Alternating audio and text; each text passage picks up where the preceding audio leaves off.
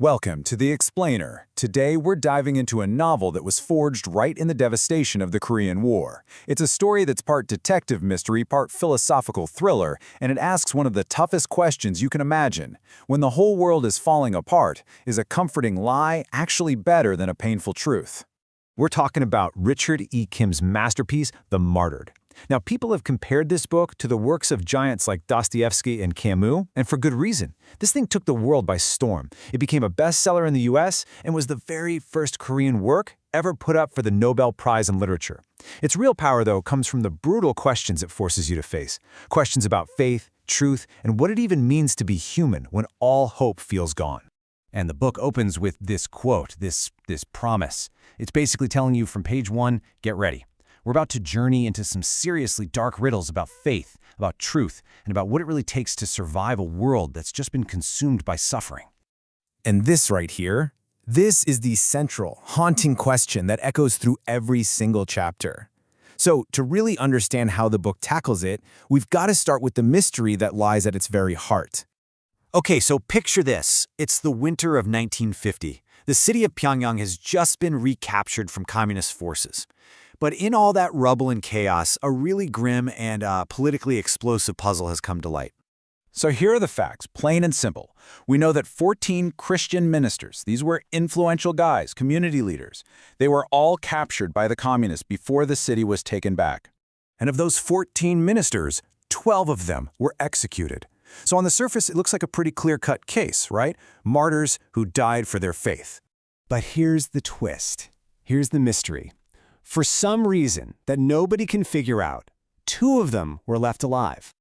This is where the military steps in. They assign a young intellectual intelligence officer, Captain Lee, to figure out what really happened. But here's the thing, his mission isn't just about finding the truth, it's also about crafting a story, a narrative of heroic martyrdom that they can use to boost the morale of a population that is just shattered by the war. And right here, this is where the central conflict of the whole novel is born. You see, Captain Lee's superior, this sharp-as-a-tack Colonel Chang, he's a total pragmatist. For him, truth is just a tool, something you shape and use to help the war effort. But Captain Lee, he's an idealist. He's been haunted by all the deception of the war, and he just fundamentally believes you cannot build a new nation on a foundation of lies. So, with his orders in hand, Captain Lee gets to work. And the first thing he does is track down the 2 men who somehow, against all odds, escaped death. And what he finds are 2 totally different men. First, there's Reverend Shin. He's composed, almost unnervingly calm, but every time Lee asks a direct question, he's evasive. Then there's Reverend Han, who seems to have been completely broken by what he went through. The guy seems to have just gone mad.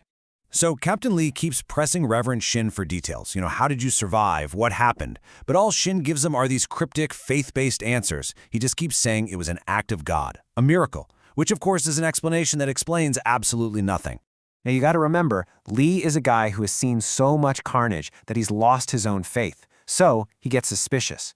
And he confronts Shin with this deep, profound challenge, a question that pretty much everyone suffering in the war is asking themselves. But he gets no clear answer. The mystery just keeps getting deeper. So, the investigation is completely stalled. Captain Lee has hit a brick wall and is getting absolutely nowhere. And that's when Colonel Chang gets a crucial breakthrough. They capture a North Korean major. And not just any major, this is the very officer who is in charge of the minister's executions. He's the one person alive who knows the complete, unfiltered truth.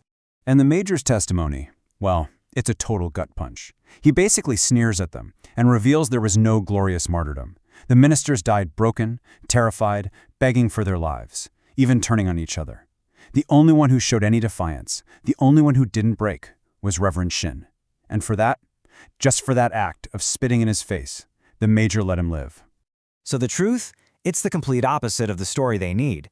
The ministers weren't heroes, they weren't martyrs. Reverend Shin didn't survive because of some divine miracle, but because of raw human defiance. And Reverend Han, they didn't spare him for any reason other than they thought he was a madman, not even worth the bullet. This devastating truth forces Colonel Chang and Captain Lee to make an impossible moral choice. What on earth do they do now? For Colonel Chang, the path forward is crystal clear. He sees a chance here, not to tell the truth, but to build what the philosopher Plato called a noble lie. It's basically a myth, a fiction, created by the people in charge and told to the public for what they believe is the public's own good. And his plan is meticulous. First, you bury the major's testimony, make it disappear. Second, you proclaim the 12 executed men as saints who died for God and country. Third, you use Reverend Shen, the living survivor, as this shining symbol of their faith, giving the people a hero they can finally rally around. He argues that when you're in the depths of war, a lie that brings comfort is so much more valuable than a truth that brings destruction. He believes hope is a more powerful weapon than any fact. But for Captain Lee, this is just an unthinkable betrayal. To build the spirit of your new country on a deliberate lie, for him, it just corrupts the very principles that they're supposed to be fighting and dying for in the first place. And this, right here, is the dilemma at the very soul of the Martyred. So we're going to leave part 1 of our explainer right there, with that impossible question that has no easy answer. A devastating truth or a comforting lie? What would you choose?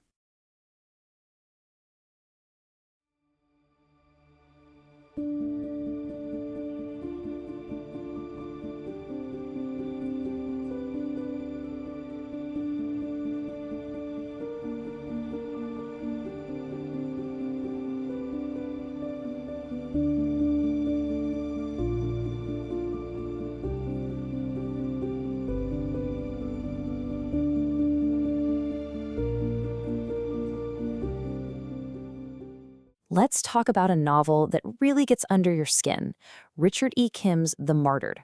It's set right in the middle of the Korean War, and it asks this incredibly tough question.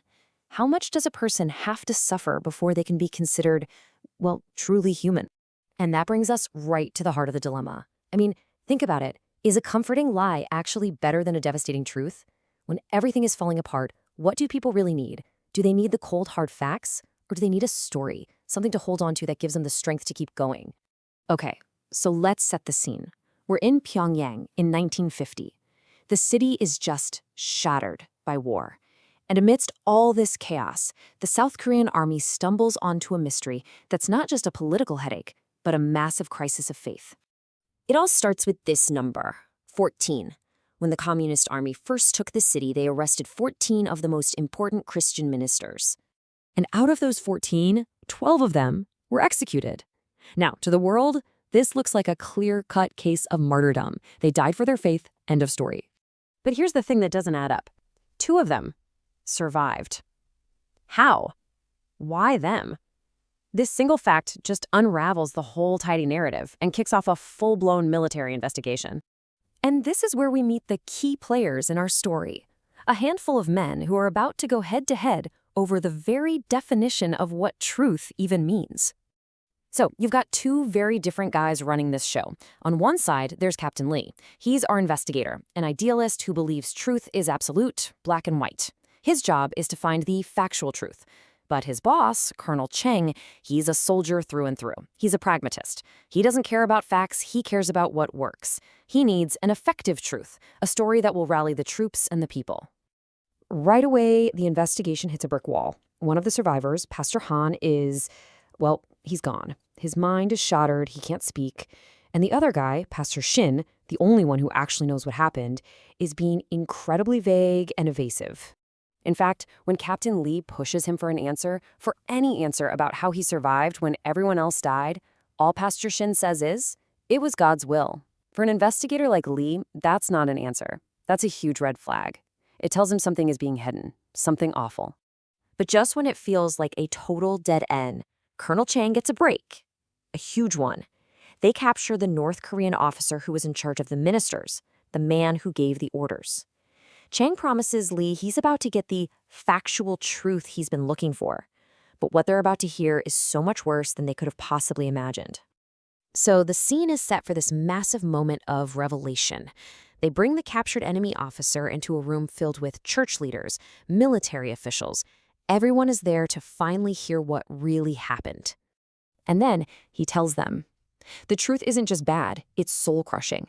The officer explains with chilling detail that the revered ministers didn't die as heroes. They broke. They begged. They renounced their faith. They turned on each other to save their own skins. They died like cowards. And here's the brutal gut punch of an irony. The 12 men being celebrated as saints, they were just terrified humans in the end. But Pastor Shin, the quiet survivor who wouldn't talk, he was the only one who didn't break. He looked his captor right in the eye and spat in his face. So you see, Shin's survival wasn't a miracle. The North Korean officer, a man who respected strength above all else, was so stunned by Shin's defiance that he spared him, out of a soldier's respect for a brave enemy. Shin was the one true hero in that room. Okay, so now they have the truth. But knowing it is one thing. What do you do with a truth that's this ugly, this destructive? This creates a moral crisis that's almost impossible to solve.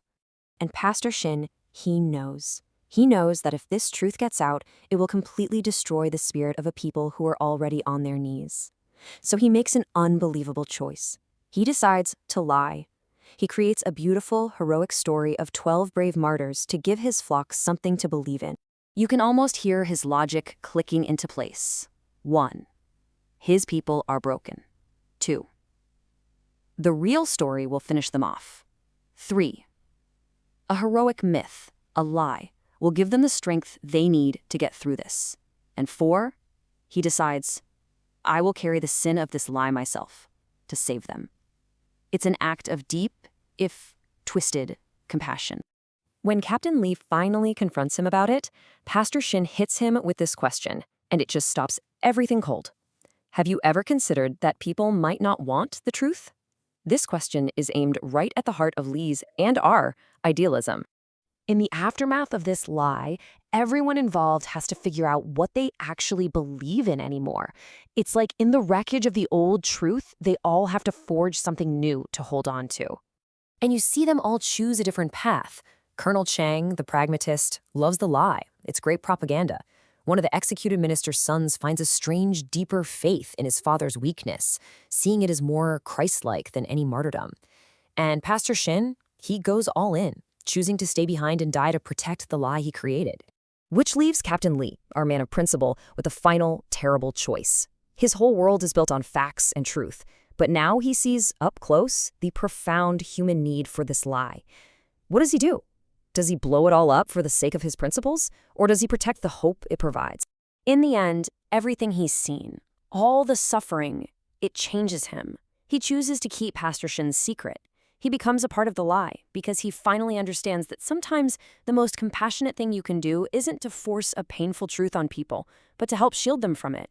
So we're left right back where we started. In the face of suffering so great it feels like it could swallow you whole, what's more important, truth or hope? The novel never gives us an easy answer. It suggests that wrestling with that impossible question, suffering through that choice, maybe that's what it really means to be human.